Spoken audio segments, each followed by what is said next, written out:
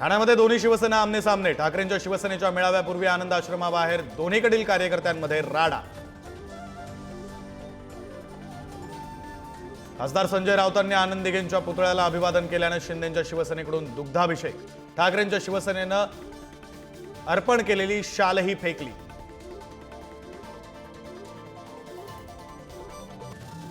भाजपच्या केंद्रीय राज्यमंत्री रक्षा खडसेंच्या मुलीशी छेडछाड केल्याप्रकरणी 7 जणांविरोधात गुन्हा दाखल। आरोपींचे शिंदेंच्या आमदारांसोबतचे फोटो व्हायरल। संतोष देशमुख हत्या प्रकरणामध्ये मंत्री धनंजय मुंडेंना हे प्रकरण भोवणार। उद्या मुंडेंच्या राजीनाम्याची घोषणा। करुणा मुंडेंची पुढारी न्यूजला माहिती। तर 2 दिवसांपूर्वी अजितदादांनी राजीनामा घेतल्याचाही दावा। एकनाथ शिंदेंनी अमित शहांची भेट घेऊन मुख्यमंत्र्यांची केली तक्रार। संजय राऊतांचा दावा, मुख्यमंत्री पद मिळवायचं असेल तर भाजपमध्ये विलीन व्हा। शहांनी सल्ला दिल्याचाही राऊतांचा गौप्यस्फोट। सरकारच्या चहापानावर विरोधकांचा बहिष्कार। स्वारगेट बलात्कार, वाल्मिक कराड, धनंजय मुंडेंचा राजीनाम्यासह विविध मुद्द्यांवर विरोधक आक्रमक।